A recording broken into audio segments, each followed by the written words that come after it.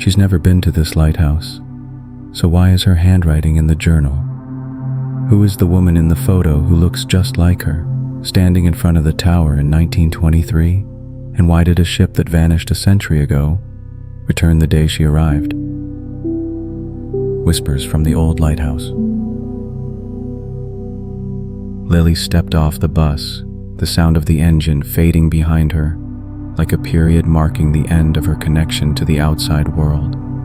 Beneath her feet, a narrow gravel path stretched forward, bordered by wild grass and weathered wooden posts. It wound along the edge of the coast, leading all the way to the cliff where the lighthouse stood alone at the very end.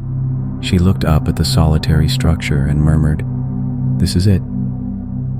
She had chosen this place deliberately, a remote, desolate escape, cut off from the world. No social media, no notifications, just wind and waves. That was what she needed to quiet the persistent white noise in her mind and confront the blank pages that refused to be filled. As she walked the gravel path, she noticed how completely silent everything was, apart from the steady rhythm of waves crashing against the rocks. She tightened her coat collar as the wind slipped into her sleeves, carrying the scent of salt and seaweed. A gull suddenly flapped up near her feet, startling her into stillness. Only then did she realize she had arrived, right at the foot of the lighthouse. It was taller than she had imagined. The tower was etched with the marks of time, its surface cracked like the skin of an old man. She had expected the place to be sealed off, but the main door stood slightly ajar, as if someone had only recently stepped out. A rusted chain dangled from the frame, swaying gently in the wind. Its latch left unhooked. Lily hesitated for a few seconds, thoughts flickering through her mind. Did someone still live here? Or had the door simply come loose by chance? But she knew, as a writer, she couldn't just observe from a distance. Stories don't come to those who wait passively. She leaned in and peered through the gap. Inside, it was too dim to see clearly. She could make out only a wall stained with watermarks and a loose wire hanging from the ceiling. She was about to push the door open when a gust of wind suddenly burst through the crack, blowing her bangs across her face and making her instinctively step back. She frowned, then shook her head with a small laugh, scolding herself for being jumpy. Turning to leave, she lifted her hand to gently push the door shut. At that very moment, a sound slipped into the wind, so soft it barely registered, like the ghost of a language or the echo of a name whispered from a great distance. "Lily?" She froze and turned sharply. The door was still half open, the wind slowly flowing from within. She stared at the entrance for a long while, unmoving. Her heart began to beat a little faster, but she took a steady breath and reached into her coat pocket. Her fingers touched an old spare key, the one the property owner had mailed her in advance. In the note, he had mentioned that the lower level of the lighthouse was still livable, suitable for short-term stays and quiet work after minor tidying. She hadn't expected it to feel quite so real. "I'm just here to write," she whispered, as if offering a promise to someone unseen. Then she stepped inside and gently closed the door behind her. Dust floated through the shafts of light on the walls, and her footsteps echoed slowly across the old floorboards. The space was quiet, worn, and full of time. She pulled her suitcase across the stone and made her way to the keeper's old quarters beneath the tower. One lamp still worked, the bed was dry, and the window faced the open sea. She opened the window and let the night wind drift into the room, lifting the white curtain with its cool breath. Sitting down to begin her writing retreat, she felt the whisper from the wind still lingering in her thoughts. Was it her imagination, or had the tower really remembered her name? The morning air along the coast was still wrapped in a gentle haze, cool and moist, with the scent of salt. Lily brewed a cup of tea and stood by the window, gazing out at the lighthouse standing tall on the cliff. The whisper she had heard the night before still lingered in her thoughts. She wasn't sure if it had been real or just the result of exhaustion, but either way, she knew she couldn't ignore it. After breakfast, she packed her notebook and flashlight and set out once more along the winding path. The sun was starting to pierce through the mist, casting slanting light across the stone steps. Her footsteps were quiet and deliberate, as if she didn't want to disturb whatever silence the tower had held for so long. Inside the lighthouse, everything remained still. The wooden stairs creaked softly beneath her as she climbed to the second floor. Near the far corner of the room, she spotted a mound of dust and sand. Kneeling beside it, she uncovered a weathered wooden desk. The surface was cracked and uneven, and one drawer was left slightly open. She gently pulled it out. Inside, resting in silence, was an old notebook. The cover was worn and discolored, the edges curled from age and moisture. It carried a faint scent of salt and ink, something between memory and sea. Lily sat by a small window, letting the daylight fall across the pages as she began to read. The journal had belonged to one of the lighthouse's former keepers.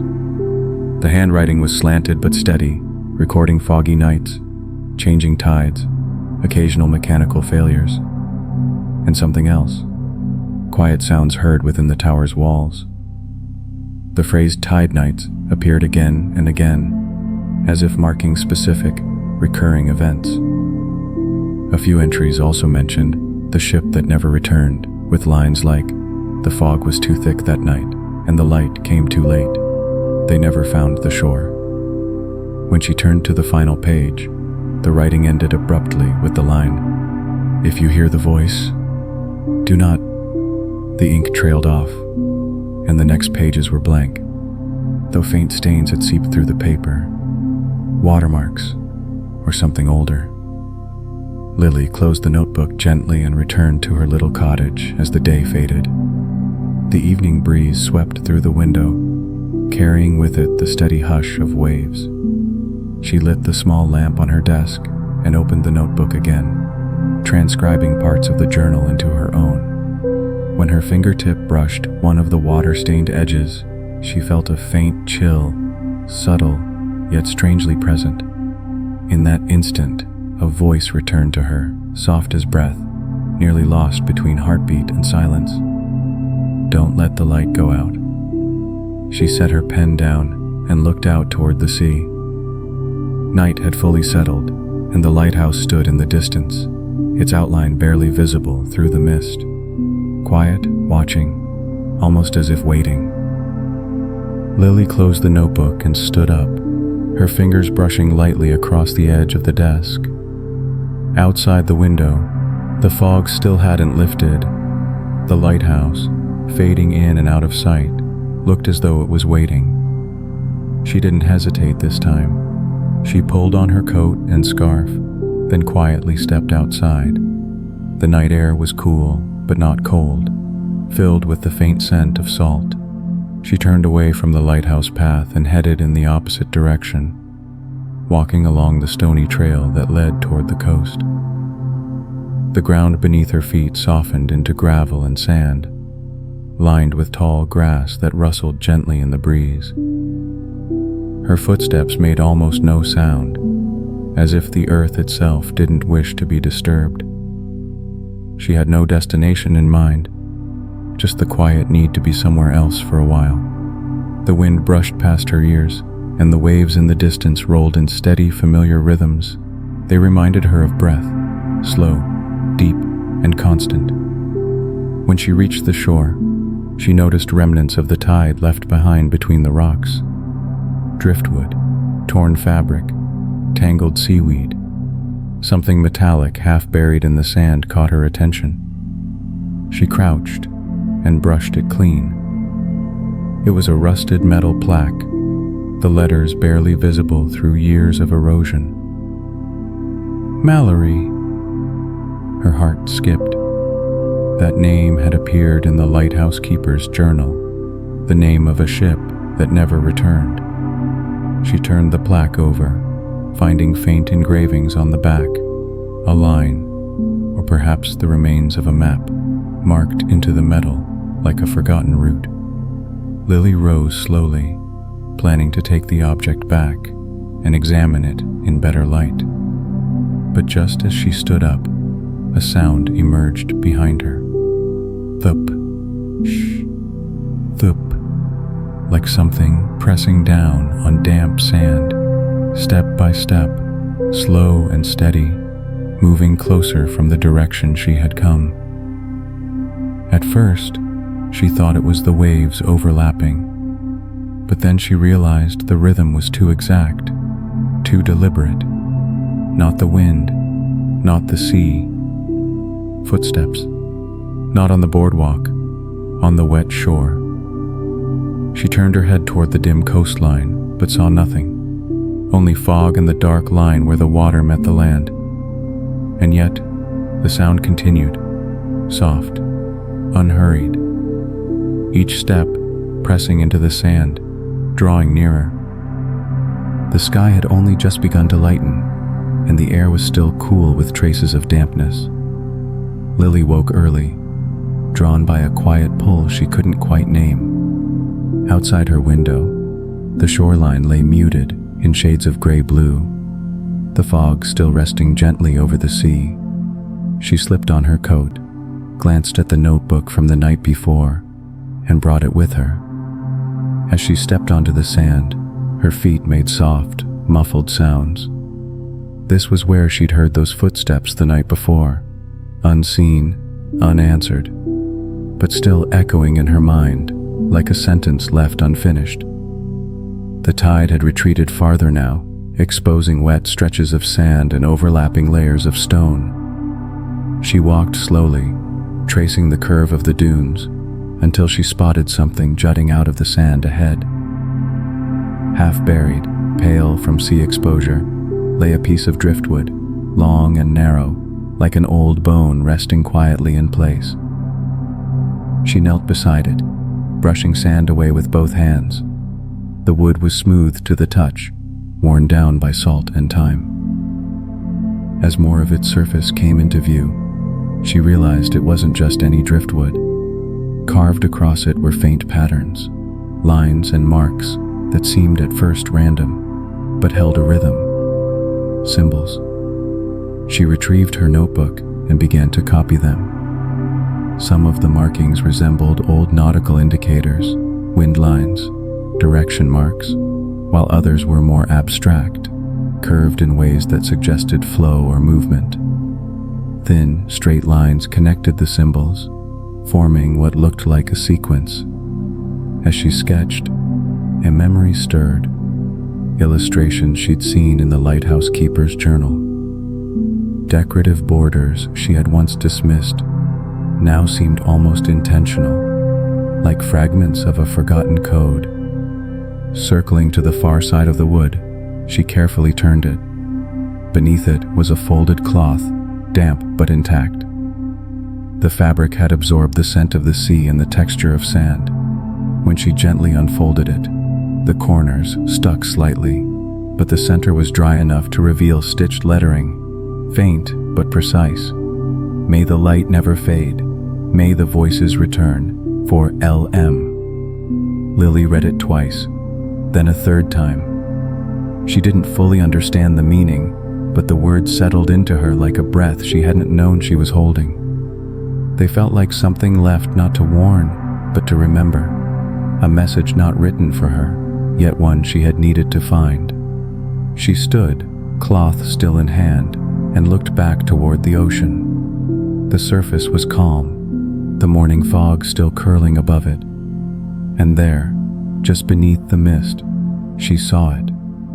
A faint straight line across the water.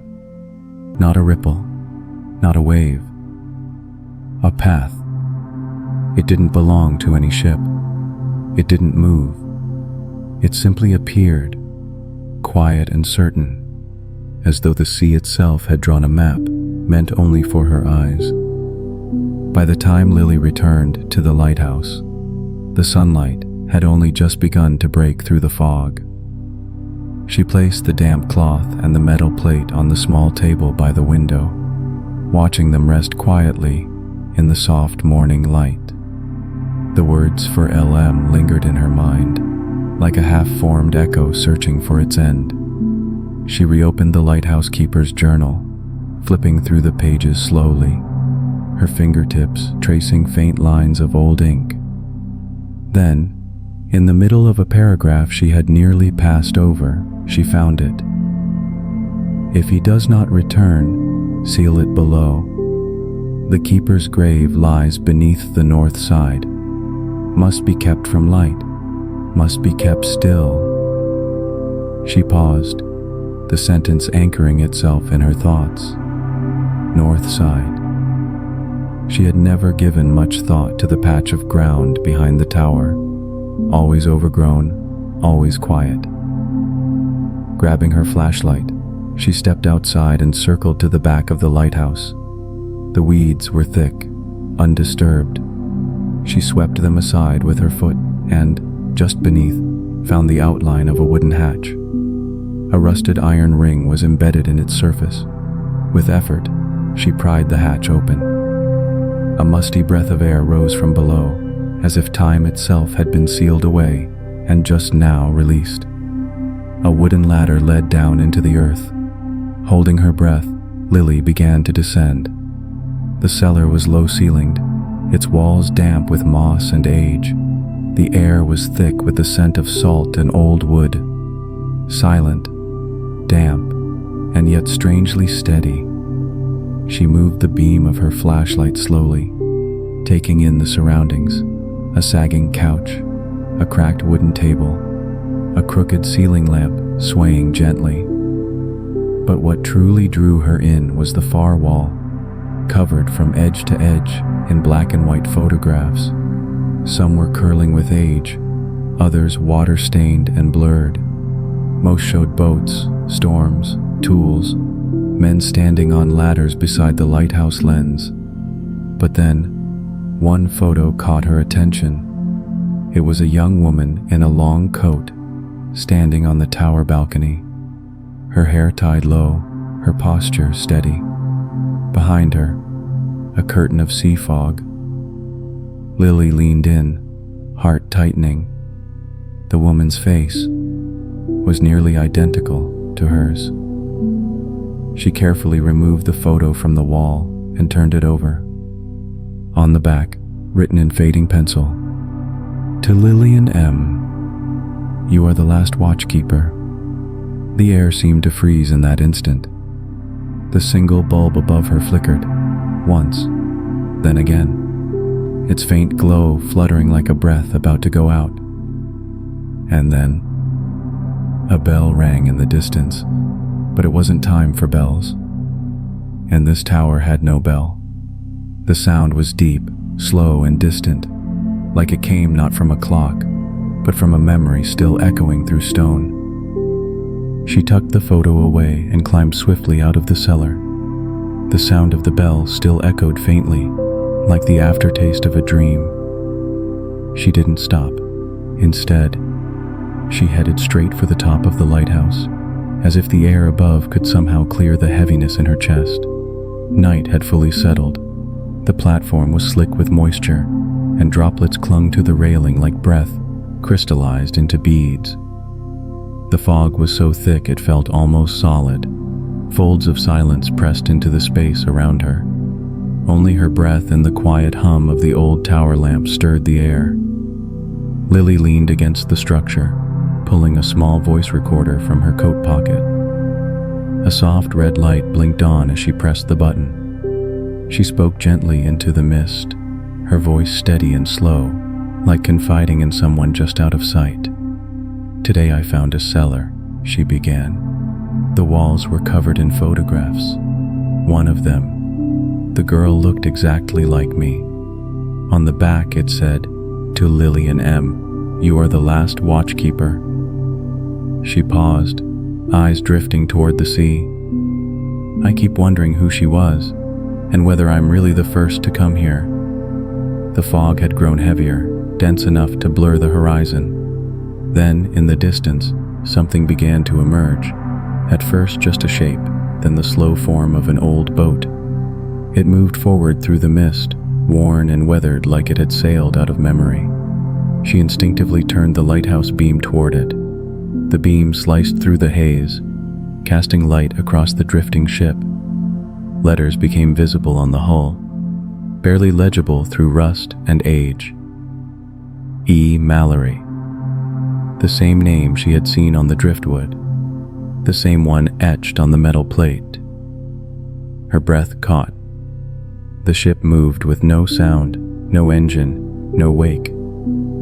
It simply slid through the mist, as if pulled by something unseen, responding to a call no one had spoken. Then, just as the beam landed fully on its hull, a voice rose, not from around her, but from within, as if remembered. She's finally returned, but not as herself. Lily's hands clenched slightly around the recorder. She looked down at her feet, seeking the solid reassurance of the floor beneath her, and that's when she saw it. The floor, once dry, now showed a spreading circle of dampness. And from the open door across the platform, a trail of wet footprints led inward, each one glistening in the tower light, slowly, deliberately, walking straight toward where she stood. She didn't step back, didn't call out. She simply stood there, watching the trail of wet footprints that stretched across the metal floor of the lighthouse's upper platform. They didn't stop in front of her. They looked like a path already walked, a motion already completed, no longer active. Lily slowly raised her gaze toward the lighthouse lamp. The great lantern room stood still in the fog and faint starlight, glinting weakly like a quiet mechanical eye, keeping its long and silent watch over the sea. She took a breath, then stepped inside. The space was smaller than she expected. Dust and salt crystals coated the machinery like it hadn't been used in years. In one corner, a pile of rusted metal boxes and wooden crates slumped against the wall. Inside one, she found old books, cracked pens, and yellowed paper. Kneeling down, she shifted through the stack, her fingertips brushing against a page made of slightly different paper, rougher, torn along one edge. She unfolded it carefully. The ink had faded, but the handwriting remained firm, jagged but legible. New moon, 1907. The lamp was not lit. A ship's sound came from beyond the bay. The vessel was unregistered. The sea was pitch dark, no direction visible. One man fell overboard, never returned.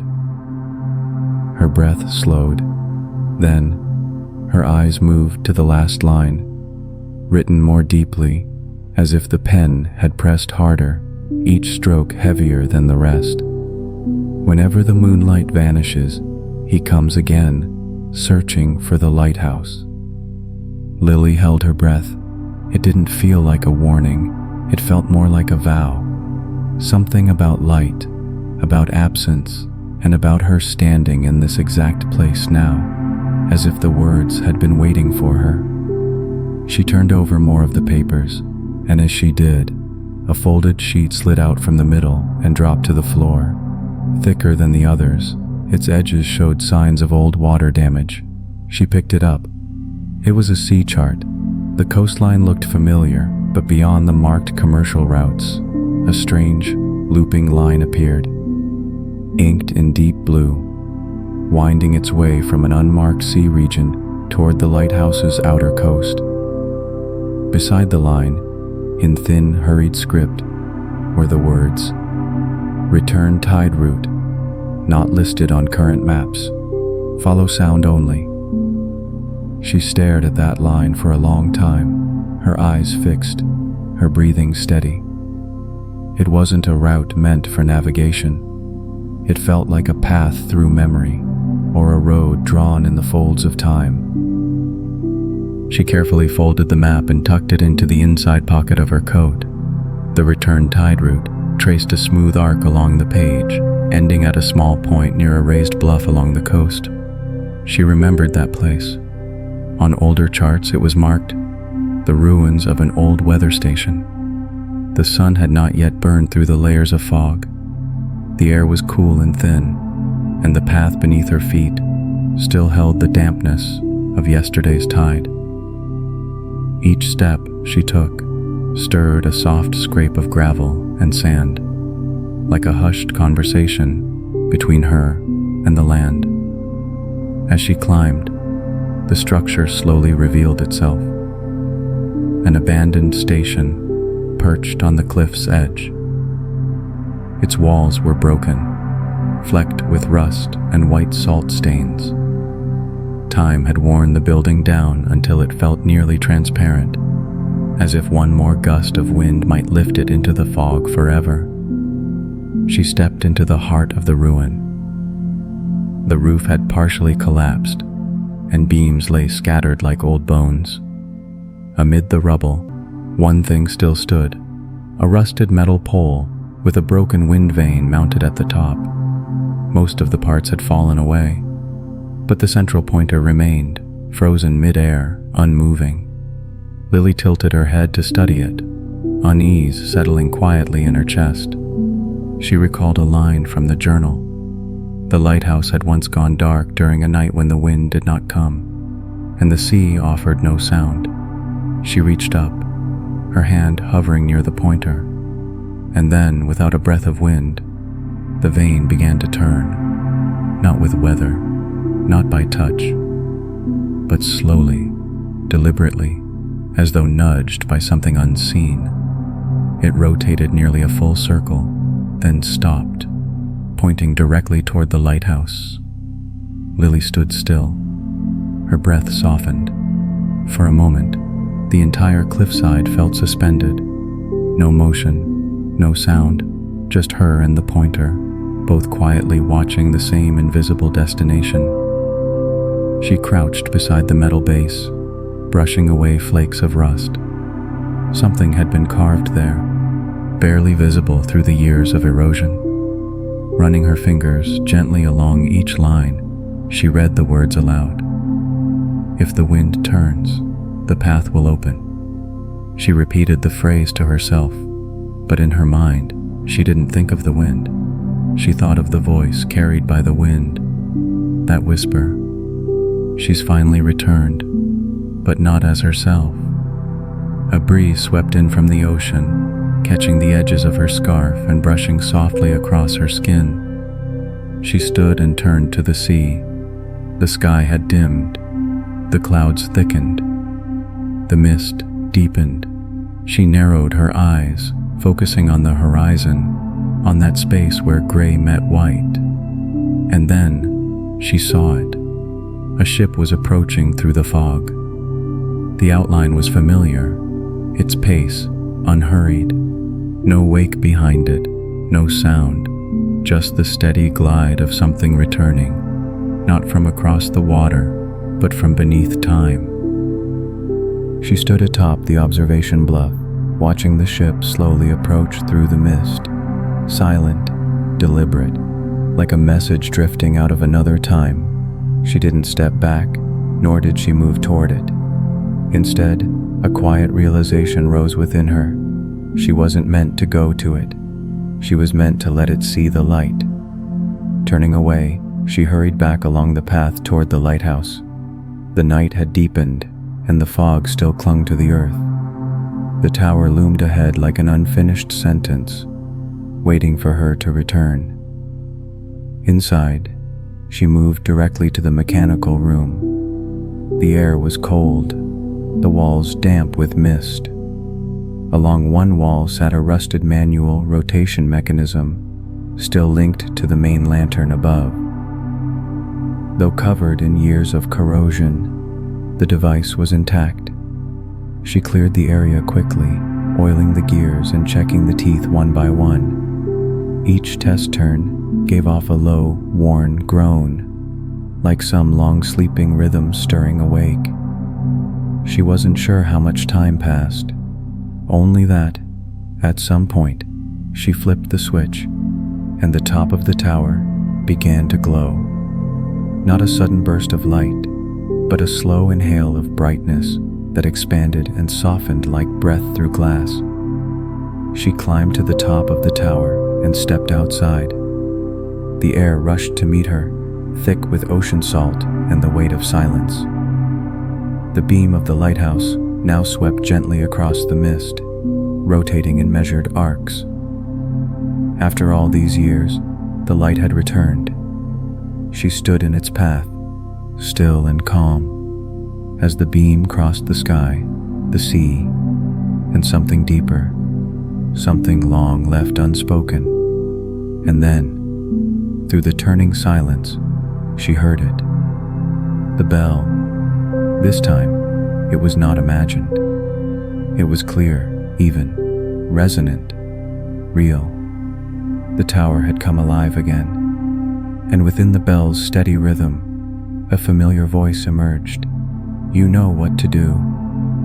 There was no command in the voice, no urgency, only a knowing that stirred from within, as though something unspoken inside her had waited a long time to be named. She turned her gaze toward the shore. In the sweep of the light, she saw the ship had stopped moving. It no longer drifted. It now sat still, grounded on the beach, silent and waiting. And then, from the floor below, came a sound. It was not the wind. It was not the groan of rusted metal. It was the unmistakable creak of the lighthouse door, opening.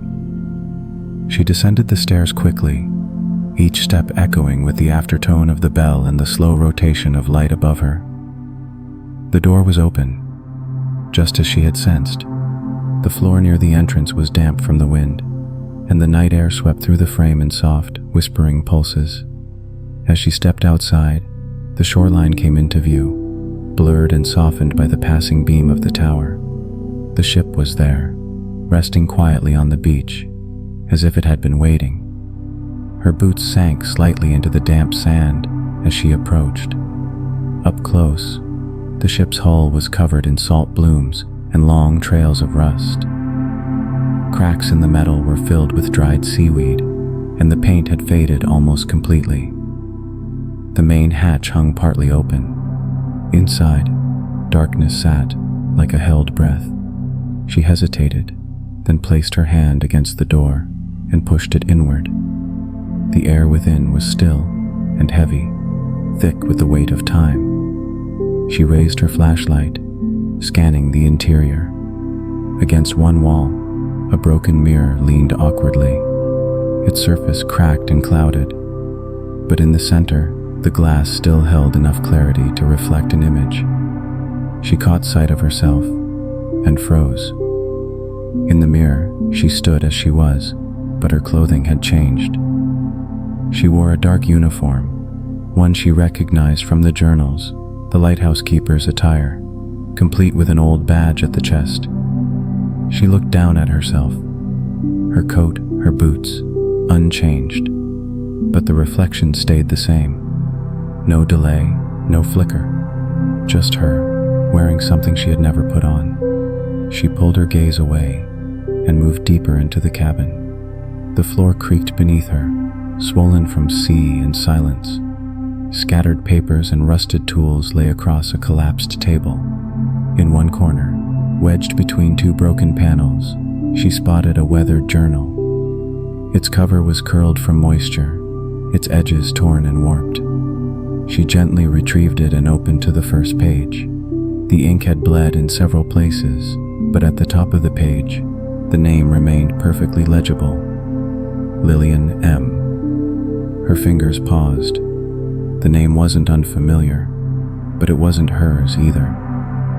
And yet it felt inevitable. She stared at it until her breath slowed, then closed the book carefully and stepped back out onto the beach. Under the moonlight and the slow turning of the beacon above, she examined the journal again. A slip of paper had loosened from the back cover, Curious, she peeled open the flap in the binding and found a photograph tucked inside. It fell softly into her hand. In the photo, she stood in front of the lighthouse. The fog was behind her, the sea beyond that. She turned the image over. Written in ink beneath the photo, Lillian M. April 19th, 1923. She slipped the photograph back into the inner fold of the journal, her eyes lingering on the name and date once more. Everything about it was too specific to dismiss, yet too surreal to accept. That was her face, unmistakably, and yet the moment, the time, the context, none of it belonged to her memory. She remembered a name mentioned in the journal, a place, the tidal cave, noted as the lighthouse keeper's final location. If there was an answer, it would be there. Following the directions from the journal and the markings on the old map, she walked along the edge of the coastline. The tide had retreated, leaving the rocks wet and uneven, slick with salt and sea moss. The wind brushed against her face, carrying the damp scent of seaweed and the faint hush of distant waves. She stepped carefully over narrow gaps between stones, pausing now and then to regain her footing. Eventually, beyond the third jagged ridge, she found it, a cave partially hidden beneath an overhanging formation of rock. The entrance was low. She had to bend slightly to get through. Inside, it was more spacious than expected. The air was heavy with the scent of receding salt water, and the walls were damp with glistening streaks. The floor was slick but solid, coated with a thin sheen of moisture. Her footsteps echoed faintly in the hollow space, blending into the hush like a question sent into the dark. She moved deeper, following the gentle curve of the cave, until a subtle beam of natural light revealed something at the far end, a single stone marker partially embedded in the ground. It was rough, unpolished, and plainly made, as though someone had carved it quickly from the surrounding stone and stood it upright with quiet intent. She knelt beside it, brushing away the film of sand and grit clinging to its face. And there, carved into the stone, she read, "Here lies the lighthouse keeper, L.M. She lit all the nights." She stared at the inscription, unmoving. There were no dates, no epitaphs of legacy or honor, just a name and a sentence. And yet, those few words carried a strange, quiet weight. It wasn't just a record of death. It felt like a promise, or maybe a farewell. She didn't know if this place truly held someone's remains, but the name and that single line felt like they'd been waiting for her all along. She reached out and touched the surface of the stone. In that moment, the cave wall behind the grave began to shift. It wasn't cracking or crumbling, but rippling, like the surface of water reacting to a drop. Light shimmered across the stone as if refracted through liquid. And then, slowly, a mirror appeared, smooth, glowing faintly, and not reflecting the cave, but something else. In its surface, she saw herself, or someone who looked exactly like her. But the woman in the mirror stood taller, wore a darker, older uniform, and held herself with a calm that didn't feel like her own. The figure met her eyes, unwavering. Then the mirror self spoke, her voice soft but distinct. "Come back quickly. The dream isn't over yet." Lily froze. Her instinct was to pull back, but her hand was already pressing into the surface. It didn't resist. Instead, it allowed her in. Her skin sank in like touching warm water. And then her wrist, her arm. The pull wasn't physical, but it was real. Not just her hand, but something deeper. Her memory, her presence, was being drawn in. She couldn't tell if it was the wall or her body that was shifting. Around her, the air changed. The lighthouse beam flickered in her mind like a fading signal. Then came a high, piercing wind, followed by the muffled rush of underwater silence, and through it all, the echo of a bell that had once rung long ago. She stood there, unsure if her feet were still planted on the cave floor, or if she had already crossed into something else entirely. The mirror wavered. Inside, that other version of herself was still watching, still waiting. She didn't remember exactly how she left the tidal cave, nor how she made her way back to the lighthouse.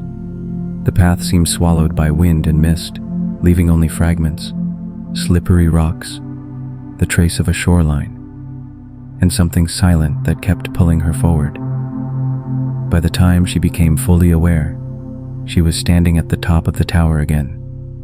The metal floor beneath her feet was cold. The wind circled her in soft spirals. The sea was still. The fog hadn't lifted. Everything around her seemed paused, suspended in the edge of a long breath. Just as she reached for the door on the far wall, something unusual caught her eye. A shimmer, not from the lighthouse lamp, nor reflected from the sea, but radiating directly from the tower wall itself. It flickered faintly, then began to spread, rippling outward like water, until the entire wall was covered in a wavering membrane of light. The mirror had returned. She stood before it, no longer afraid. She simply watched, and in its surface, the other version of herself appeared once more. This time, she wore the old lighthouse uniform. She was standing at the bow of a ship, her posture steady, surrounded by a dark sea and windless night. That version of her smiled, calm and certain. Then she spoke. "Come back quickly. The dream isn't over." The words weren't loud, yet they landed squarely inside her. She tried to speak, but no sound came. Slowly, she raised her hand, reaching toward the mirror, not to test its surface, but as if pulled by instinct. She needed to know whether the reflection was real, or just a fold in her memory. Her fingertips touched the light. It gave way like water, soft and without resistance. Her palm sank in. She gasped slightly, but her body leaned forward of its own accord. It wasn't just her hand. It was her sense of self, her memories, her breath, all being gently drawn into the surface. The image in the mirror shifted. Now she saw the lighthouse of the past. The beam of light spun slower and slower, narrowing in strength, until it disappeared completely. The bell echoed faintly, as if rising from beneath the ocean floor. Then came the wind, sharp, high-pitched, almost tearing through the air, and behind it, the muffled sounds of drowning. She hadn't moved her feet, yet her entire body felt like it was crossing a threshold she couldn't name. The mirror wasn't a reflection anymore. It was a passage, a membrane, a door, pulling her into a place she had never reached, but somehow remembered. The last thing she saw was the other version of herself, still standing at the ship's prow, a growing glow of fog and light rising behind her. And then, everything went quiet. Silence lingered, as if time itself had become trapped behind the mirror. When Lily opened her eyes, she was no longer standing at the top of the tower, no longer surrounded by wind and sea. She found herself inside a room she had never seen before, deep within the lighthouse. The walls were lined with dust, the air heavy with the scent of old salt and rusted iron. The mirror was gone. In its place, a faintly glowing patch of wall remained, blank, motionless. Slowly, she stood, her legs unsteady. She looked around. The space felt older, more hidden than any other part of the tower. Along the walls stood wooden cabinets, battered storage trunks, and a single table in the center of the room, draped with a faded cloth. She pulled it back gently. Beneath were rows of worn notebooks, several old journals, and a stack of black and white photographs. Each one captured the lighthouse in different eras: keepers standing at the entrance, machines in the lantern room, foggy coastlines under moonlight. She opened one of the notebooks. The cover read, "Duty Records." Inside were meticulous notes, names, weather logs, rotation dates, all signed at the bottom of each entry with the same initials, LM. She flipped through more pages, looking for clarification, but the pattern only deepened. Different handwriting, different time periods, but always the same 2 letters at the bottom, LM, one after another. She turned to the final page, and her breath caught. The signature there, its shape, the tilt of the letters, the slight pause in the final stroke. It was her handwriting, exactly hers. The way she signed her own journal, still in her bag. She recognized the rhythm, the weight of the lines. She didn't move. Her entire body froze, as if held still by some invisible pressure. She flipped back a page, placed her own notebook beside the signature. There was no difference. They were identical, mirrored. She had no memory of ever signing this logbook, but the signature was hers. It was as if she had already taken part in something she didn't yet understand. From the corner of the room, a faint mechanical sound stirred. She turned. An old brass pendulum clock had begun to swing, its motion slow but deliberate. The air seemed to tighten with each tick. Then, a thin current of wind passed through a crack in the wall, brushing across the tabletop. One single sheet of paper lifted and spun into the air before drifting gently to the floor. She bent down and picked it up. The handwriting was steady, clear, and it said only one thing: "The night of the turning light is near, May 13th. She placed the note, "The night of the turning light is near, May 13th, back on the table. Something long dormant in her mind stirred to life, as if those few words had reached into a forgotten corner and turned on a light. She began searching through the rest of the materials in the hidden room. Old journals, weather logs, clipped newspaper articles. Then one yellowed page caught her attention and made her freeze. May 13th, 1923. Sudden wave engulfs harbor. Only Lighthouse survives.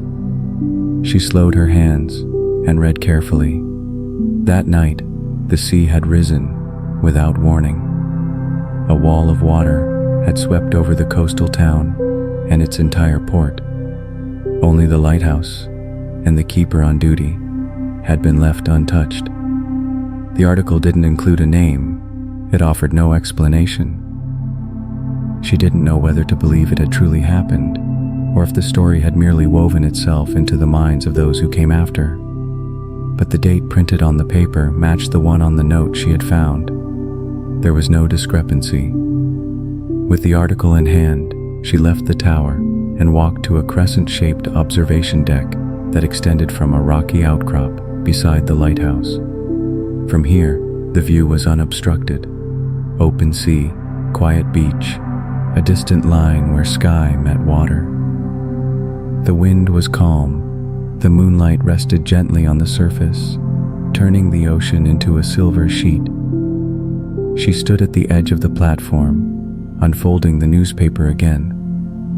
The page trembled lightly in the breeze, its corners fluttering in time with the waves. She lowered her gaze to the illustration that accompanied the report, a heavy, inked sketch of a wave crashing onto the shore, chaotic and dark. Then she lifted her head. The wave was there. She didn't move. Before her, the ocean had begun to swell, not with the motion of natural tide, but like a memory superimposed on the world. From far across the water, a towering wall began to rise. It wasn't bound by physics or pulled by gravity. It lifted slowly, as if from a long-forgotten past. The lighthouse beam passed across it, but the light left no mark, just a dim flicker against its shifting face. The wind changed. It gathered from all directions, pressing against her back, curling at her ankles, rushing past her ears. And then, from deep within that wind, a voice returned, not spoken aloud, but carried in the current, like breath turned into words. "The keeper must remain." She didn't answer. She only looked ahead, eyes fixed on the impossible wave. Then, something caught her attention near her feet. Her shadow, cast long by the lighthouse beam, stretched far across the platform. But it wasn't alone. On the ground, beside her own, was another. 2 shadows, standing side by side. Same shape, same height, same posture. She had only one body, but 2 shadows followed her. She stood at the edge of the viewing platform, watching as the towering wave and the second shadow beside her began to merge. A shape long buried within her began to take form. The voice hadn't been a warning, nor a prophecy. It was memory, passed down, embedded, waiting. She was not the first to reach this place. She was only the next in the line. She turned and began walking back into the tower, not in haste, not with fear. She knew exactly where she needed to go. Floor by floor, she descended the winding stairs until she reached the mechanical room buried deep inside the tower. The air there was thick with old oil, rust, and the ever-present scent of salt. Loose window slats trembled in the wind, letting in fragments of sound like a whisper layered behind the machinery. She approached the central gear mechanism, the old rotary system that once powered the main beam. It stood still, the gears layered in dust, bolts stiff with time. She picked up a near-empty bottle of oil left along the wall and began applying it to key joints with care. Then she adjusted the tension lever and spring locks, testing them repeatedly, until finally, click, a clean sound cut through the room. She stepped back, then pressed the switch marked Primary Drive. The lighthouse came to life. At first, a low rumble rose from the floor beneath her, followed by the steady rhythm of gears engaging overhead. Light began to form at the top, soft at first, then growing, expanding like dawn filtering through thick fog. The beam surged outward, strong and focused, sweeping through the sea air with calm purpose. She made her way back up the stairs and stood inside the lantern room, eyes fixed on the sea. In the path of the beam, faint outlines began to emerge. As the light swept across the horizon, she saw them. Ships, shadowy and still, suspended on the water's surface. They drifted without motion or sound, cloaked in mist and memory. She understood then. This wasn't a repetition. It was a signal. The version of her who had stood at the bow of a ship in the dream. That wasn't an echo. It was a guide, a message she had left for herself. The tower, the light, the unfinished dream. Everything had been waiting for her to return and complete it. The hum of the machinery below continued, steady and calm. It pulsed with the rhythm of time.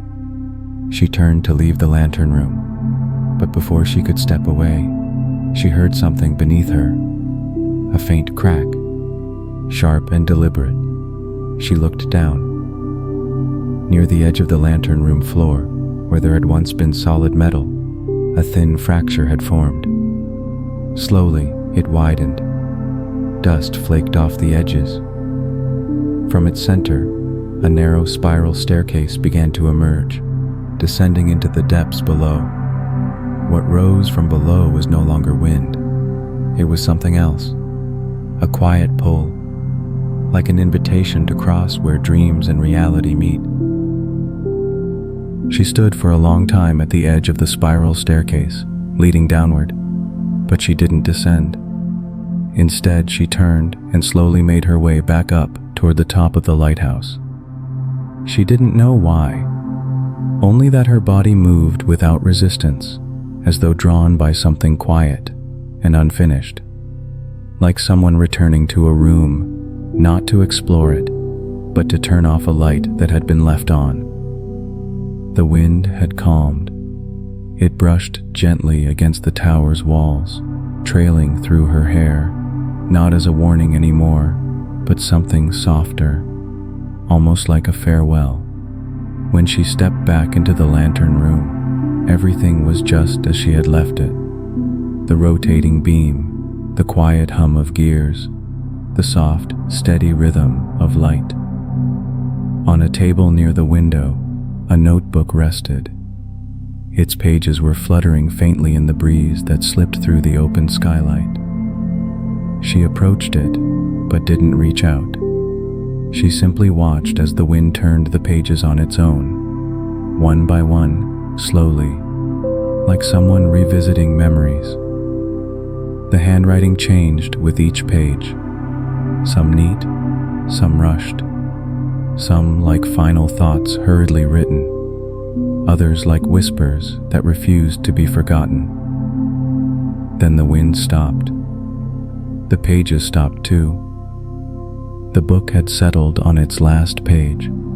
There, in simple handwriting, it read, "This light is kept by Lillian M. until the dream ends." She stood still. The words weren't a declaration. They weren't an ending either. They were a signature, one written not in ink alone, but across time. She had thought she was a visitor, an observer, a writer chasing stories in places long abandoned. But now she finally understood. She hadn't come to find this story. She had left it. She closed the journal slowly, her fingers lingering on the back cover, not to confirm its reality, but to acknowledge that it belonged to her, that this lighthouse, this beam, this story, none of it was someone else's past. It had always been waiting for her return. The wind moved again, gently, carrying across the skylight and stirring the edges of her coat. The sea beyond the window remained quiet, resting beneath the gaze of the slowly turning light. She sat down by the window, the journal still in her hand, her gaze settling into the stillness of the skylight's glow. She knew the dream was nearly over, but she also knew some lights don't exist only to wake us. Some are meant simply to stay. She didn't leave right away. Instead, she remained beneath the slow-turning light, both hands still resting on the journal, fingertips tracing the faint lines etched into its cover by time. It wasn't the sign of an ending, more like a page being gently closed between chapters of a long journey. Through the circular windows of the lantern room, the night stretched endlessly. The sea in the distance moved like a sleeping creature, its waves slow and even, cradled beneath the pale light. The beam continued to revolve overhead, casting gentle arcs across the horizon, as if quietly nodding toward something far beyond. She stepped closer to the window and began to speak. She wasn't sure if she was truly talking aloud, or simply letting her thoughts drift outward, like threads being unwound and released. She spoke of her confusion when she first arrived, of that half-open door, and the name whispered in the wind. She spoke of the handwriting in the journal, so familiar it felt like her own. Of the figure in the mirror who watched her silently, of the voices that returned night after night, each time clearer than before. She spoke of the ship she had seen on the water, drifting without sound, of the strange sense of recognition it stirred inside her, a connection that felt like a memory long misplaced. In that moment, it was as if a part of her, forgotten and patient, had returned and settled quietly back into place. Not a replacement, not an overlay, a return, a remembering. The wind moved gently through the lantern room, brushing across her hair and ears. It didn't chill her. It felt more like an embrace, like it was listening, like it understood. For the first time, she felt that this long night had never truly been silent. She closed her eyes, drawing in a deep, unhurried breath. She let the wind, the light, and the quiet fill her lungs. Then, she exhaled slowly, part release, part farewell. The lighthouse beam continued its calm rotation, not fast, not hesitant, just steady, just sure, as if it had heard everything she'd said, as if it had nodded in return. "I heard you. I remember. You may go now." She opened her eyes and looked out to the place where the tower met the sea, and in that moment, something inside her settled. Not because she had found every answer, but because she had come to accept that some truths don't require explanation, and some stories don't end with conclusions. They end with light. She didn't speak again. She didn't look back. Quietly, she sat down, leaning gently against the inner wall of the lantern room. Her body settled into the space as if it had always belonged there, like the room had been waiting for her to return. At her feet, the light moved in slow, soft arcs, sweeping across the walls and floor as the beam turned steadily above. The wind slipped through the narrow cracks at the top of the tower, carrying with it the scent of salt and the hush of the sleeping sea. Far below, the waves no longer crashed. They simply moved, slow and constant, like a quiet breath repeating itself into the night. She placed the journal beside her. Her hands came to rest over her stomach, her shoulders easing downward. Her head leaned gently toward the curve of the wall. The light from the lens swept beneath her closed eyelids, not as a glare, but as a gentle reassurance. "You've done well," it seemed to say. "Now you can rest." She drew in a slow, steady breath. Let it fill her chest, then sink lower into her belly before releasing it just as gently. With that exhale, her body softened further, her muscles unwinding with ease. Her eyes closed, not from exhaustion, but from peace, like answering a quiet invitation. The sound of the sea and the pulse of the tower's low hum merged into one. Not memory, not dream, just transition. A bridge between waking and drifting, a shoreline between the world and the warmth of sleep. And then, one last whisper, faint but clear, reached the quiet center of her mind. "You've finally come back." After that, there were no more edges, no more voices, no more light to follow. Only the rhythm of her breath and the calm that slowly, gently, carried her into the dark.